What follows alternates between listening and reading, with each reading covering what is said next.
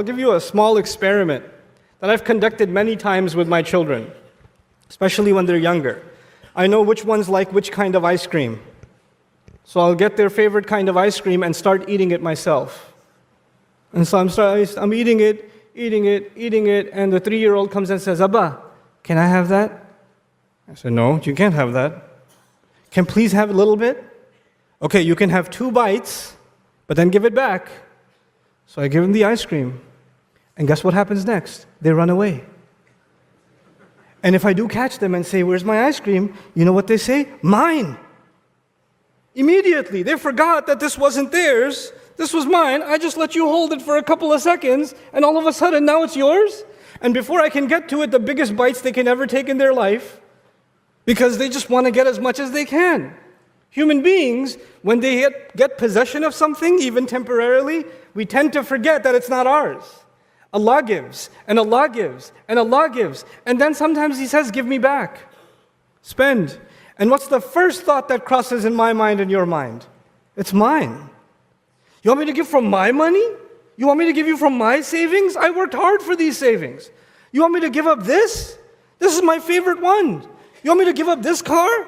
I can't do that. That you're asking too much. And so Allah Azza wa Jal acknowledges the inherent greed. وَمَن يُوقَ شُحَّ نَفْسِهِ. Allah says, whoever can be protected from the deep greed they have inside themselves are the ones that have reached success. So Allah calls on that greed and says, you and I would love to hold on to our things. So Allah says, you know what? You really, even if you give it, you're thinking, when am I going to get it back? So Allah says, why don't you give it to me? Let me borrow it. And it's not going to hurt you much. That's Allah's guarantee, because it's just a qard. It's just a slice from what you have. And that's confirming the promise of Rasulullah sallallahu alaihi wasallam. مَا نَقَصَ مَالٌ مِّن صَدَقَةٍ. When you give charity, your wealth doesn't go down.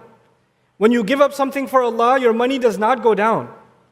And so it's just a slice, like that mouse ate a little bit. It's not going to hurt you. You think it's going to hurt you. Why do you and I think it's going to hurt you? Because Shaitan comes to you and me and says, Shaitan ya'idukum al-faqr wa ya'murukum bil-fahsha. Quran tells us, Shaitan comes to you and says, if you give this, how are you going to, you're going to go bankrupt. You crazy? You have to be more responsible.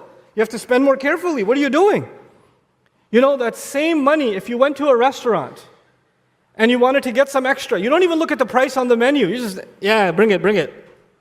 And 1/10 of that amount, somebody says, put $5 in the donation box. Put 10 rand in here. I don't know. I don't know if I have enough for the bus or if I have enough for the electricity bill. You start becoming an accountant in your head. But you're not an accountant when you're at a restaurant.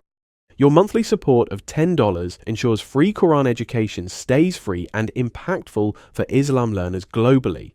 Every contribution matters.